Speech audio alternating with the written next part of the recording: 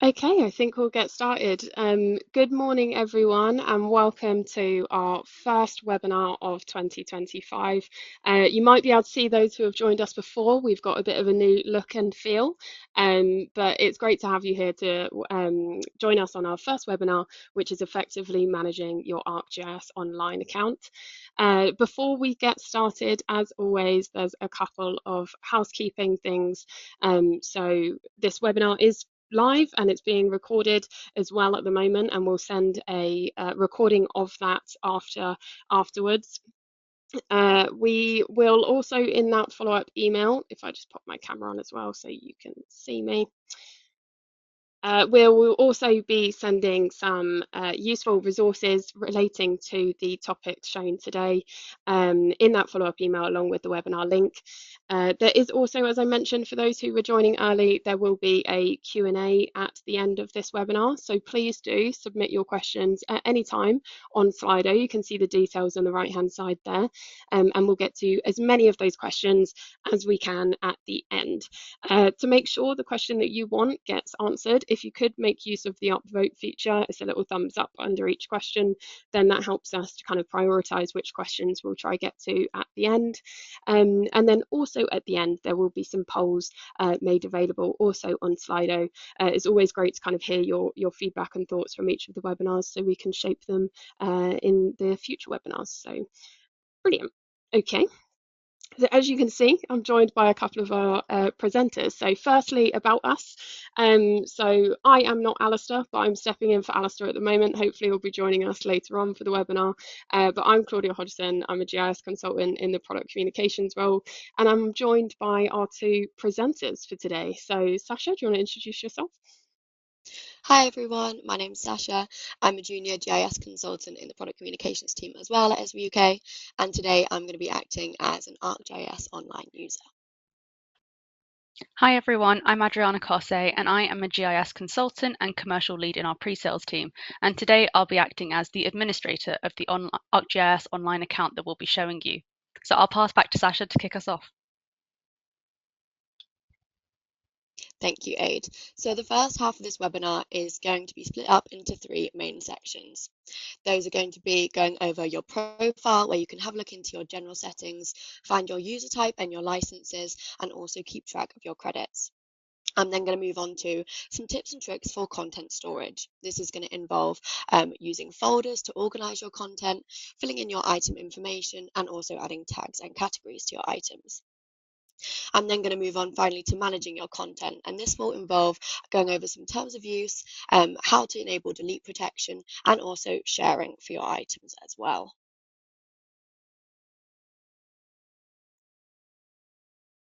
Okay, I'm just going to share my screen. So here I am in my organization's ArcGIS Online landing page.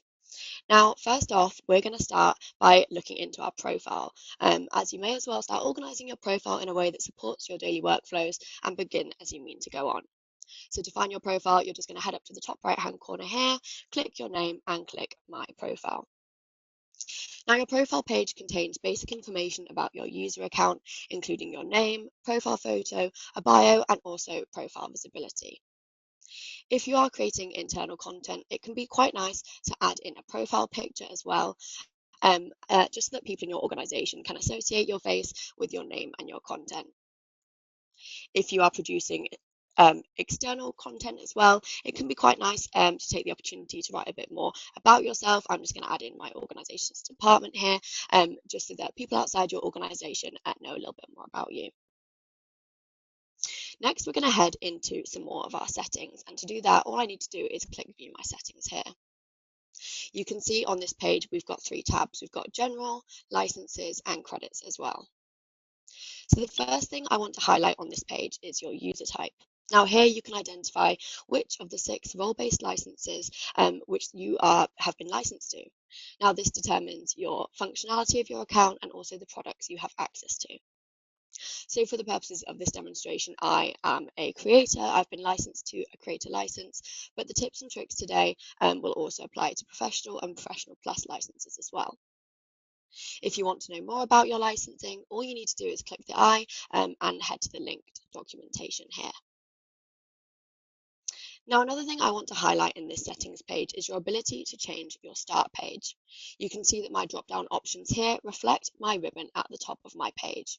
And this will essentially just change your default landing page to whichever of these you choose. So as a creator, for example, I may want my default page to be set to a map so that I can just get creating straight away. But for now, I'm happy to keep that as my organization. We also have the ability in our settings to change our primary map viewer. Now this controls the layout of your map pane when you open a map, and the options here are Map Viewer and Map Viewer Classic. We do encourage that you select Map Viewer as I have here, as this is our current iteration and Map Viewer Classic is now scheduled for retirement. If I head back up to the top, I can select my Licenses tab. Now in my licensing page, I can check what products I'm licensed for and therefore have access to. I also have the option to download ArcGIS Pro here if my organization allows app downloads. For example, I may want to be licensed for suites for ArcGIS Online, which I know my organization employs as an add-on, but I can see from this page that I'm not currently licensed for this product. Hi Sasha, just a quick thing from your admin here. So as the admin of the account, I have the ability to assign you that license, and later on in the demo, I'll show you how to do this. Thanks, Aid. When I pop back up to the top, I can then have a look into my credits. Now, if you don't know too much about credits, credits are essentially the currency that are used across the ArcGIS Online system. Credits allow you to perform tasks in ArcGIS Online and use tools for analysis. Now, the number of credits available to a member will only be shown in your member settings if your organization has opted to show your available credits, as mine has here. Now, this is a really useful way of just keeping track how many you've used, so you can keep on top of your credit usage and make sure you're not burning too many. Now you can see that I've been assigned 100 credits here by my admin, but your number may be slightly different depending on how many credits your admin has assigned you. Next, we're going to move on to some tips for content storage. So for that, I'm going to head up to my content tab at the top. Now your contents page is organized by tabs along the right here, which allow you to browse either your own content, content you've marked as favorites, content shared with you in groups, content across your organization, or ArcGIS Living Atlas content. Now I'm in my content, and when I've selected this, you can see that I've got all the items that I'm the owner of displayed in this page here. Now folders are really useful to store and organize your content. You can see that I've got a couple down on the left hand side here. I like to, as a rule of thumb, try and keep my home tab completely clear of my items, and this means that I've organized them all into folders of my choice. Now to move an item to a folder, all you need to do is select the box next to the item and select Move, choose the folder of your choice and select Save. It's quite nice if you've got this page clear, you just know that you've organized all your items in a way that's useful to you. So if I head into my external content folder, I can take a look at one of my items in more detail. So for these demonstrations, we will be using a fictional, not-for-profit swimming program called Make a Splash. So this is the Make a Splash story map. Now you can already see from this page that this item has a lot of information filled out. Every item in ArcGIS Online has one of these item pages that contains a variety of information, actions, options, and also some settings. The details you provide for your items help you and other people find your content, understand its context, its purpose, any data it contains, and also whether there are restrictions on its use. Now, built into the system on the right-hand side here is a progress indicator bar, which is essentially a scale of how completed your item page information is. We recommend that you fill in all the recommended information, which you can see that for this item, it has been, so the bar is full. If you want to know more about what items are recommended for filling in, you can see here from the Learn More button that my organisation recommends I fill in a summary, a thumbnail, a description, a title, tags, and also terms of use for my item. Yours may be different according to your organisation. If I scroll back up and head to another item, we can see that this has got a lot less information filled out, and you can see that from this bar here. For example, if I was to go in and add a summary, you can see that the indicator bar will move up in lifetime as you fill in your information. You may also want to consider adding a thumbnail to your items, and this helps them stand out in galleries and search results. We can see here that I do have a thumbnail for this map, but I'm not really getting much information for this as it's quite zoomed out. If I want to edit this, I can just select create thumbnail from map. I can zoom into my map a little bit more and save that as a new thumbnail. And this just helps them stand out when people are looking for your items through searches. Now, something you may not have heard so much about before are categories and tags, and they are found when you scroll down in your item information page. Now, the categories that you can use to classify your items will be determined by your organization. For example, they may be organized by customer, by department, or by sector, as with my organization here. So I'm just going to select not-for-profit for this map here and save that as an assigned category. I can also use tags. Now, tags are concise, searchable words that relate to your item. So think if you had to describe your item in 3 words, what 3 words would you use? I'm going to use swimming, map, and NFP for not-for-profit and save those tags. Spelling does matter in your tag, so make sure you're using uppercase or lowercase, whichever you choose. But remember that when you're searching for your tags later on, it will matter how you spelt them. Now, if you're looking for some more advanced metadata, you can scroll up and hit the metadata tab here. Now, your metadata window pane will be unique in its layout according to the way that your organization has chosen to style this metadata. And you can see which style has been chosen here on the left-hand side. As a result of this, you may have different required elements or suggested elements to fill out for your item information. For example, if I scroll all the way down in my metadata pane, I can see that my organization recommends that I use a metadata contact. Now, this is really useful if someone needs to know who input the item information to begin with, as this isn't always necessarily the owner, and adding these contact details just allows anyone in my organization to know who to reach out to. Hi Sasha, quick one from me again, your admin. To have the option to add your metadata to an item, the admin must enable metadata for your organization. They also have the ability to edit the style and control how the metadata appears and which fields are available for editing. It's also worth noting that the admin can add or overwrite your metadata at any time. Thank you, Aid. When you've finished editing your metadata, just remember to hit save at the top. Next, we're going to move on to some useful tips for managing your content. And for that, I'm going to head over to the Make a Splash dashboard. Now, terms of use provide information about how the item can be used and by whom. For example, you may have a use constraint for a map or application layer that requires others to display copyright information on any screen capture that includes this layer.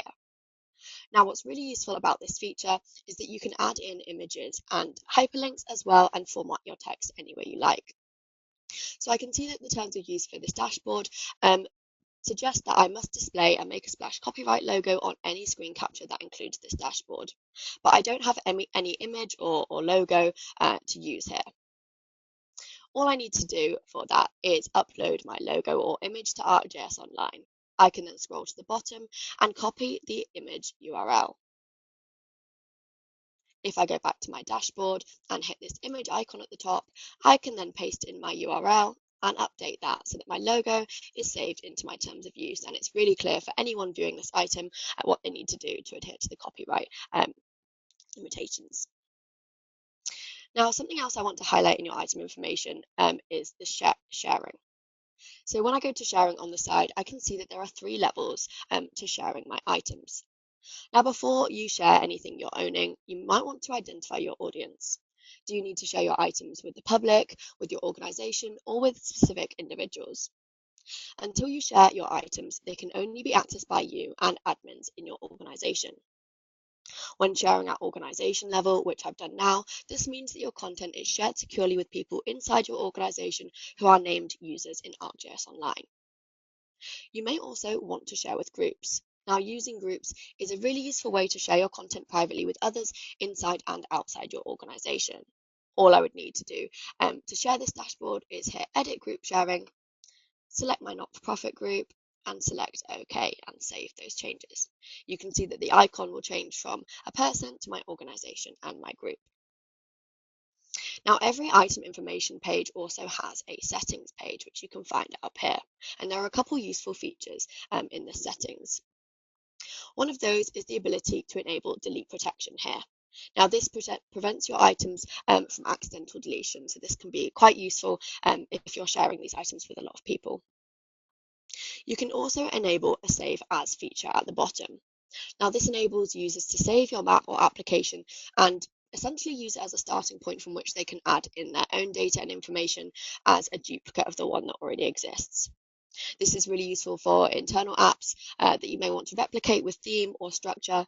And when this is unsaved, this means that users cannot save your map as a copy. Just a quick note from your friendly neighborhood administrator, I do have the ability to overwrite all of the items, details, and settings for everything in the ArcGIS Online account. And this is a really handy capability for me to have, especially if something needs changing and maybe someone's on leave, or when it comes to maintaining legacy items that people still use, or if share settings need to be updated or the item owner needs changing. Thank you, Aid. So now why is this all useful? I'm going to show you how. So if I head to my contents tab, you can see that down on the left-hand side are lots of options for filtering all of my content. I know I've already organized it into folders, but if I want to find a specific item and I know the tag or theme of that item, I can just choose my tag down here. And when I scroll back up, all of my content will be filtered down to the items that have been tagged with that word. And this is just a really useful way to find your items if you know associated words that they will be tagged with or ways they will be categorized. I hope you've learned something new in this first half of the webinar. And now I'm going to pass over to Aid, who's going to take you through some organizational tips as an admin. Thank you, Sasha. So for the rest of the webinar, I'll be showing you how ArcGIS Online looks for an administrator and some tips and tricks that you might find helpful as the admin. As you can quickly see, the settings as an admin are much more than what the users can see. The settings section is essentially the back end of your ArcGIS Online account. In this area, you can configure the site to meet the needs of your organization by customizing the look and feel and set up your preferences. So this search settings bar allows me to quickly find relevant settings and navigate to them without finding the exact location within each tab. So earlier we were looking at metadata, and I told you that you have to enable it within your settings tab, which you can do so here, and you can also specify the style as seen here. Something else that you can do as an administrator is to edit your homepage. So the homepage is the default start page that will appear every time you sign into your ArcGIS Online account. Sasha showed us how internal users can select their preferred start page depending on the introductory display that they'd like to see. Even if a user does change their preferred start page, they will always still be able to access the homepage as it appears in the top left-hand side of the page for every user. But what I do have the ability to do is change how our homepage looks and feels. So you can change the header text, for example, or what's displayed in your contents block. Here I've got the option to add some text, maybe about what my organization's ArcGIS Online account is for, or add items, or provide useful links. So I've used the item gallery here to provide useful items in my ArcGIS Online account that my users will have to refer to every single day. I kind of view it as my favorites tab in ArcGIS Online.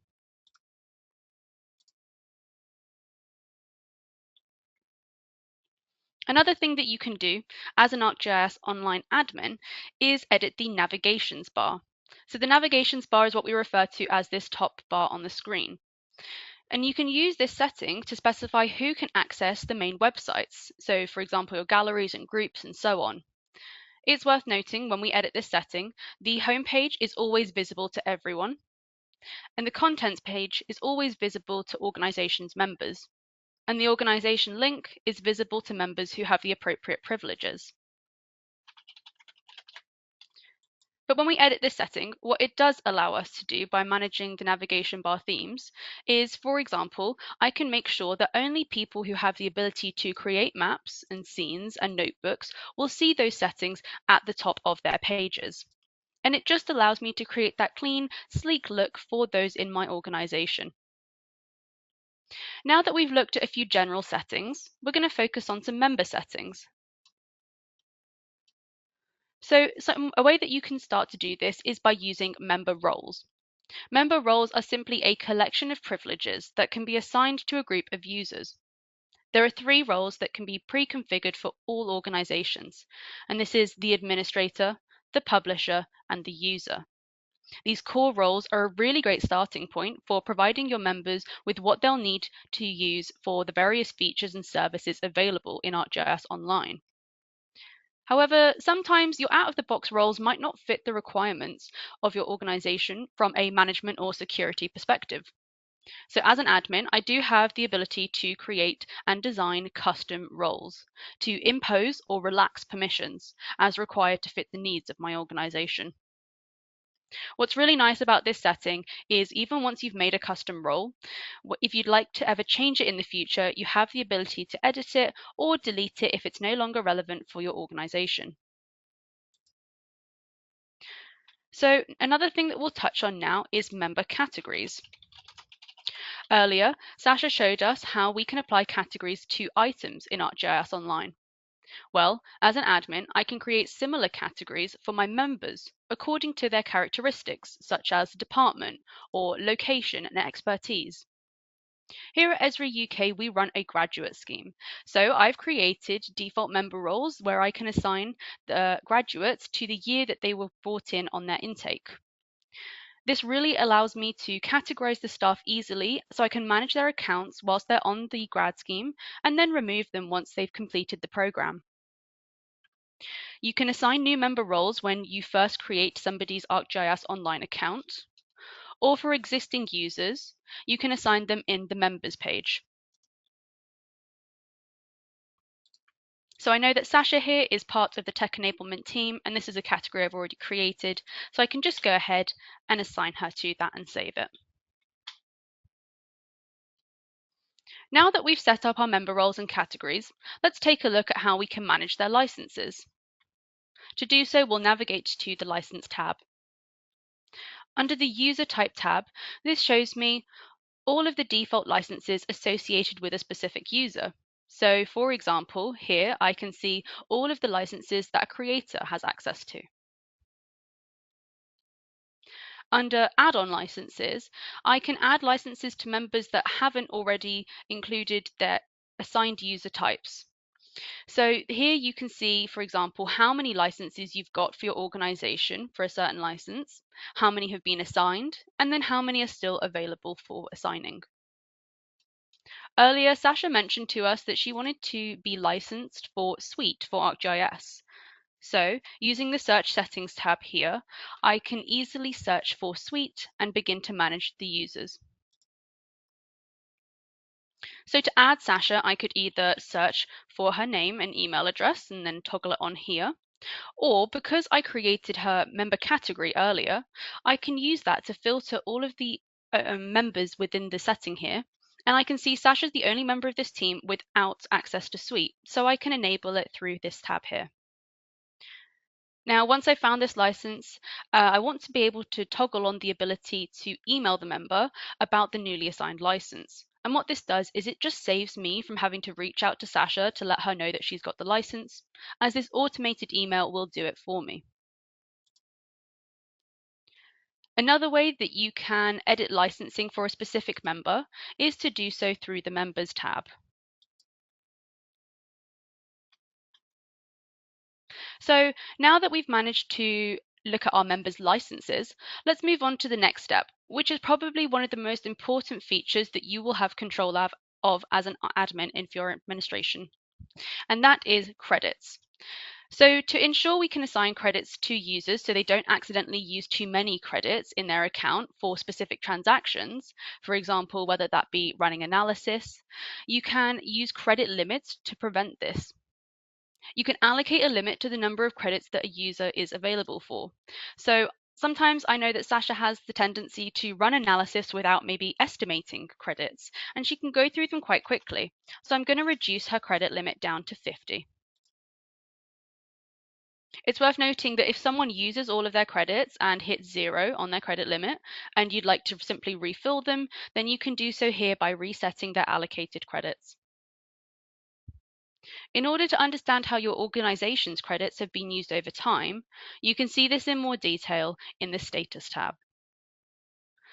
So this kind of gives us a live dashboard of a breakdown of this credit usage over time. So we can use this quick select date to define a time period that we'd like to see credit usage for. Or if you'd like a more detailed set of dates, you can specifically enter the start and end date that you'd like to see. So now what this shows us is a breakdown of the credits used over that time period for different types of credits, whether that be storage, analytics, subscriber content, or published content. To find out more information, I can select one of the dates on the bar chart if I would like, or I can then explore information in this pie chart to see the breakdown of the types of credit usage. So in this specific ArcGIS Online account, we can see that there's a large amount of credits that are specifically linked to storage. So I'll take a look at what this is. Within storage, if we click on the pie chart, we can see that 62% is actually related to feature storage. So if I select that again, and now view the item details, I'm presented with a list of items in order of those which are taking up the most credits in my account. So I can see the title of the item, who owns it, the file size, and then when it was created or last modified. And this is really helpful because I can now click into this item, and if I want to go to that owner of the item, I've got the URL to it and I can share it with them and we can decide together whether we'd like to review this item as it is taking up the most storage in the account at the moment. Another way that you can manage members, content, and credit usage or other activities in your account is by running administrative reports. So reports can be created as a single report, or you can schedule them. At the beginning of this year, I ran a report of my organization's item usage for the whole of 2024.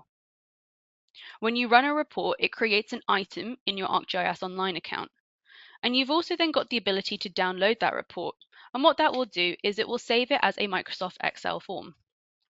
So if I go ahead and open that up, here's the one that I have associated with that report that I ran. So I can see all of the items that we used, their titles and item IDs. Now this item ID part is really important and we'll come back to this later as you can reverse search it in ArcGIS Online. What we can then see also is a breakdown of the item views per week of the year. And if I scroll over to the end, we can see the total view count in that year. So I can see which items are being heavily used and those which we might consider removing from the account because they really weren't used much in the year. What's important to note about all of these features, though, is that with reporting, the reports are only as good as what you do with them. So my New Year's resolution around reporting was to incorporate a quarterly scheduled report as best practice for my account. So if I look at scheduled reports, we can see the report that I've created. It's going to run quarterly when I started it, and the fact that I've said that it will never finish, and the next runtime will be in April. So when you're running these reports for credit item usage or view counts or when your members last logged in, it's really worth only doing if you're going to take the time to then look through the report and action any necessary changes. So at Esri UK, we recommend doing this at least once every 6 months.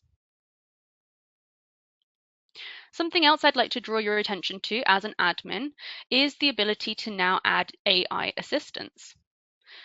So AI has been the topic on everyone's lips over the last few years, and Esri is embracing the power of AI and the promise that it brings.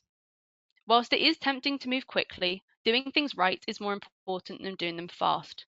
And that's why the AGOL AI Assistant is a new opt-in feature available in ArcGIS Online. There are 5 different types of AI assistants that are available, and they're all currently in beta and they have different capabilities. So for example, the Survey 123 assistant is probably the one that you might have already heard of. Now this helps you to kickstart your survey design by using a conversation. The Instant Apps Translation AI is designed to help translate your app authored text in Instant Apps. And the Business Analyst AI Assistant helps new users to learn about the app by recommending and guiding you through popular workflows. There is also an AI assistant for Hub and Pro, both of which are in beta. So to enable your assistance for these apps, you need to go to your ArcGIS Online settings, and your organization administrator can toggle this on, and it will give the whole organization privileges to use the AI assistance. Something else I want to draw your attention to is the ability to block apps. So blocked apps are removed from the app launcher, and it means that their item cannot be created from the contents page or from the web map. Blocking apps does not delete them from your organization's account. It simply means that members will not be able to sign in and use them. So hopefully everyone's aware that Web App Builder is being retired at the end of this year, as the underlying ArcGIS API for JavaScript 3.x was retired in July 2024. So a great example of when you could use the blocked apps feature in ArcGIS Online is when you've migrated all of your apps away from Web App Builder and you no longer want to provide your users with the ability to make new apps within Web App Builder. So today we've shown you a series of tips and tricks to keep your ArcGIS Online account in order as a daily user, and also some best practice as an admin. To round off the webinar, I want to show you one final tip that I use all the time. So let's say I found this item and I know that it's been created using Esri software, and I would really love to learn more information about it because I don't know who on earth made it or any details about the item. Well, each item in ArcGIS Online has an app ID, and that can be found in the URL at the top of the page. You can copy this URL, and if we go back to ArcGIS Online, in the very top search bar, if we paste that ID, we can then search where it is within ArcGIS Online. So you'll see that there's no results as for now, but that's completely normal to see. What we have to do is untoggle this feature, so we now are searching within all of ArcGIS Online. And now we're provided with the information about this product item. So we can see all of the details because this person has effectively managed the item using some of the tips and tricks that we showed you today. So I can see who made it, all of its description details, how it's shared and its terms of use. By keeping your items up to date in ArcGIS Online, it's not only beneficial for your internal upkeep of your accounts, but it also provides vital information and context around any apps such as this one that are publicly shared from your account. Thank you for watching today's webinar, and I'll hand over to Alistair for the Q&A. Thank you, Aid, and Sasha for an excellent trip through that set of tips and tricks and guides on how to manage your ArcGIS Online account. And thank you to Claudia for stepping in at the beginning when I was having some difficulties joining. Let me just take us back to the slides, and we'll be moving on to the Q&A very soon. But just before we do, a little bit of a plug for our next GIS Live webinar, which is in February, and we're going to be getting up to speed with real-time in ArcGIS. So you should be able to head over and register for that now, and join us again next month. So we are now going to move on to the Q&A, and it's been a busy one. So let me just jump across. So thank you for all the engagement. There are loads of questions. We will get through as many as we can, and we may extend the webinar a little bit just to help us get through them. So starting at the top, lots of votes for the first one, which is about getting a feature so that you can see when and where a layer is being used by another product, such as a map or a dashboard. And this is something that, from my own point of view, would make managing things a lot easier. The way that product teams work is that they use the ideas page on the community site to source, I guess, the kind of some of the key things that users are looking for in the software. So I definitely recommend, if you're one of the 37 people that have upvoted it, head over to the ideas site, have a look. I suspect it may already be there, and if it is, it's well worth upvoting it. I can see a few more people adding themselves to it. But if you can do it through the community site, that's something that the developer teams monitor directly, and they do use that to influence the roadmap of the software. So definitely worth doing that.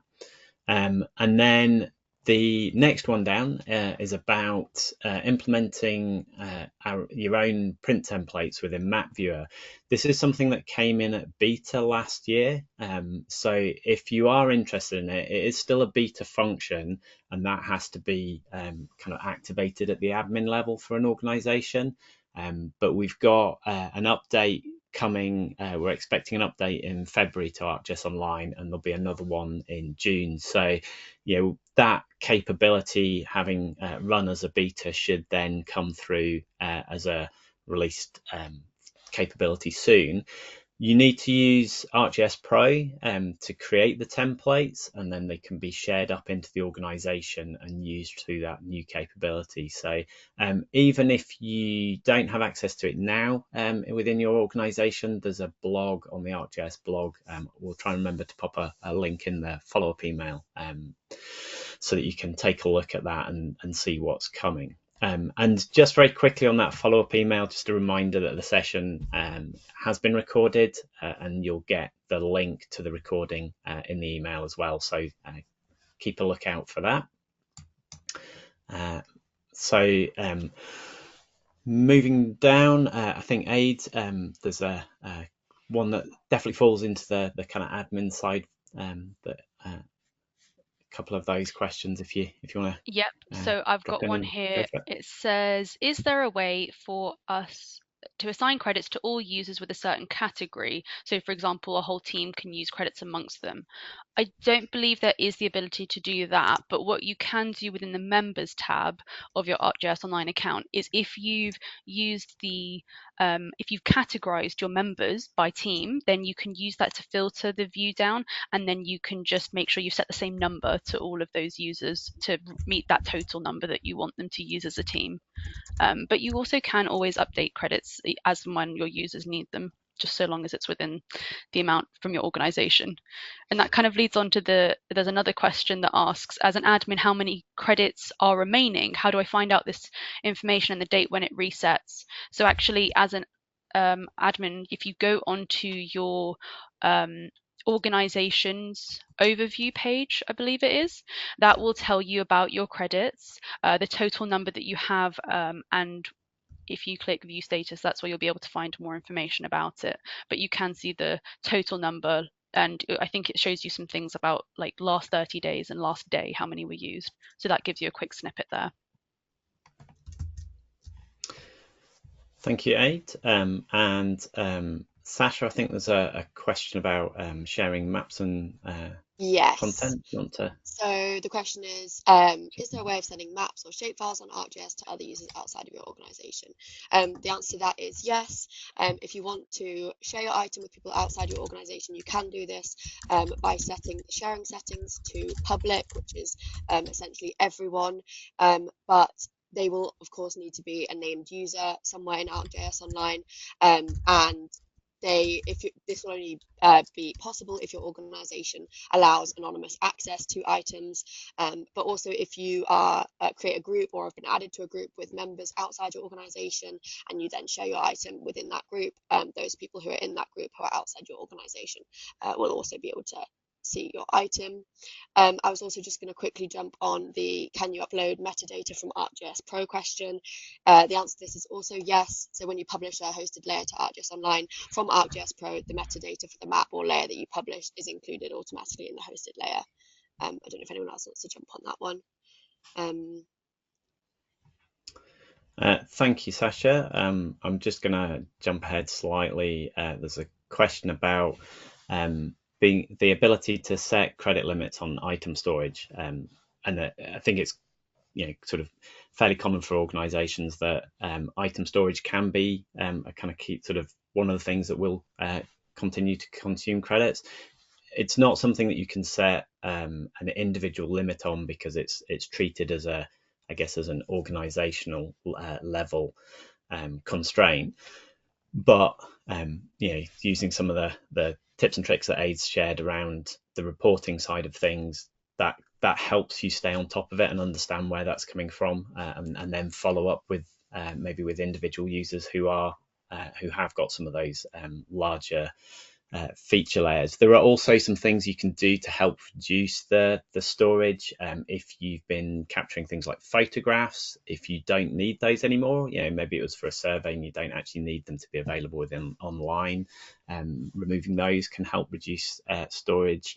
There are also some different ways of storing information, so sort of having a think about that. Things like generalizing features. If you don't need your map features to be super accurate, they're maybe just there for context. You can maybe think about generalizing the features, so that reduces the I guess the sort of the storage size of the actual data, and again, those sort of things can help manage your content consumption from from storage. Sorry. And Sasha, I think you've got a couple of questions that you've. Yeah, so I've got, how can I add a copyright statement to a web map so that it appears in the bottom right? Can this be default for all items created in my organization? So as far as I know, you can edit the attribution using Map Viewer, which we showed you in the ribbon at the top of your ArcGIS Online account, and you should just be able to copy and paste this attribution as you need. I'm not sure about creating a default for all items in your organization, but I'm just going to pop down to, oh, and unless someone wanted to come on that one. Pop down to is edit group sharing available to creators or just admins? This is available to creators. All you need to do is head to your sharing tab on your item information page, as I showed you at the start, and you can edit group sharing in the tab just at the bottom underneath your 3 levels of sharing options.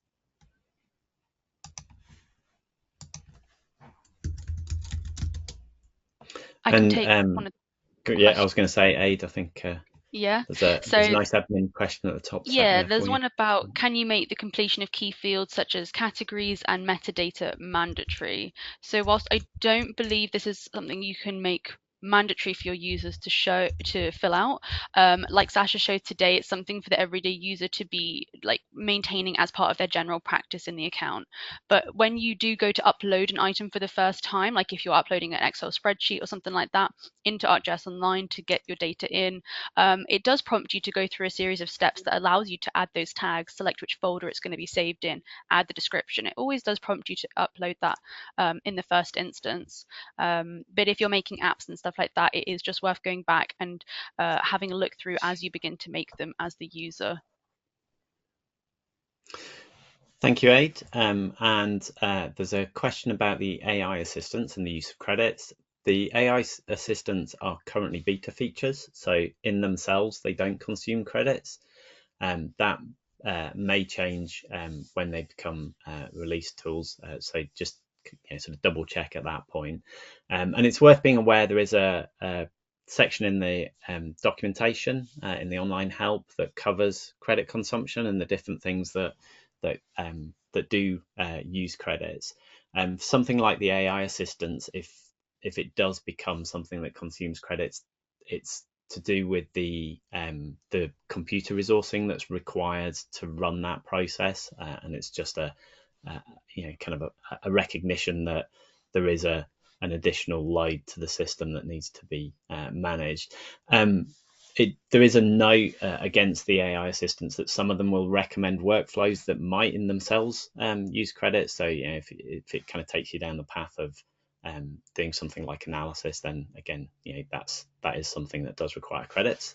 And the other one, it's just moved slightly on the list. So there was a question about working with ArcGIS Pro and ArcGIS Online, and I guess the kind of key thing for that is just to think about Pro as almost as a kind of client to ArcGIS Online. So if as an organization you're using ArcGIS Online and that's your central information store, then when you're using Pro, you can access all that content. So using the catalog view, you can change from the local information, so the local data in your file geodatabase, you can switch to viewing what's in your portal. That allows you to make use of all of that ArcGIS Online content and work against it.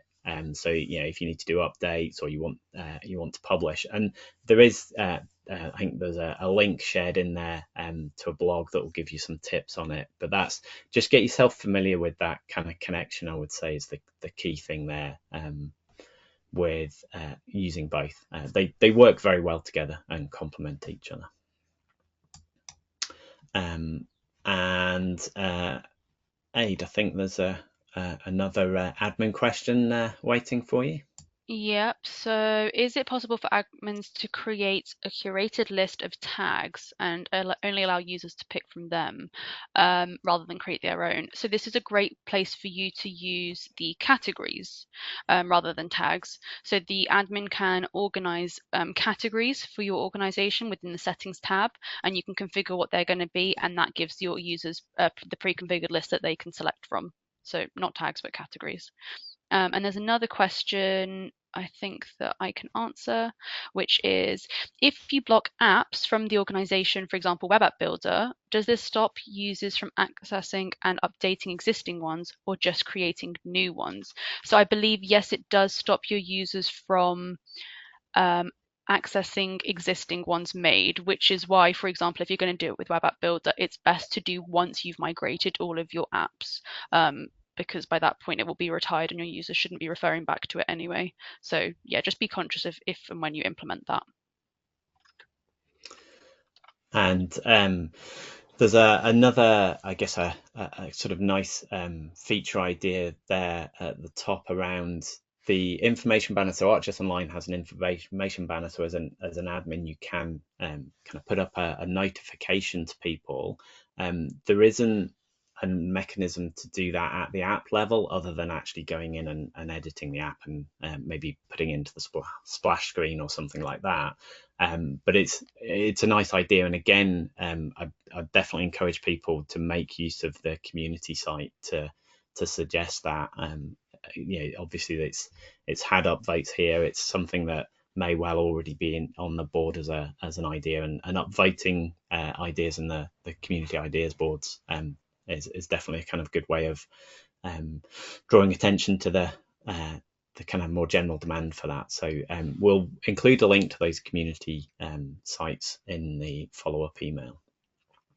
Again, the question about excluding the item owner from view counts, I kind of can see where you're coming from in terms of trying to understand how much something's been used. I don't know of a way of excluding yourself from it. I guess, if you're actually trying to track use and you're actively working on it, when you look at the report, you can kind of sort of do a little bit of a subtraction by looking at, well, actually, that peak at the beginning when I was building it, obviously that I don't want to count towards my my kind of vision of or view of how successful it's been. So you could kind of do it in an ad hoc way, but I don't know of a way of actually doing that behind the scenes.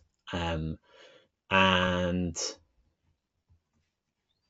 the next question, again, with the data upload, I don't know. There isn't a way of limiting upload sizes. That's I guess sort of one way you need to work with your users and help them to understand a little bit about how big is a big upload. And then I think Sasha, Aid, I think we've got time just for one more quick answer from each of you guys. So I've got one. Is it possible to change your username as the admin or with a creator license? So currently it's not possible to change the username in an ArcGIS Online account. If there is more room to add users into an organization's ArcGIS Online, an administrator could invite a new user and move all of their content across, but there's no simple way to change usernames at this stage. And a quick final one from me. Can the admin see all content and folders added by other users? Yes, they can. They can go in, see all of your subfolders, where your items are kind of stored, all of the item details. They can overwrite them, move them around. They have the option to see them and edit them. That's great. Well, thank you both for tackling so many questions. I will just finish with the final one, which was a question about credit allocations. They don't carry over year to year, so there isn't a way to do that, I'm afraid. And thank you everybody for joining us today and for firing in so many questions. We've hopefully we've helped answer some of the questions that you haven't asked, but also it's great to see so much engagement with the topic as well. So thank you to everybody for joining today's webinar, and we look forward to seeing you back on the GIS Live webinar next month in February.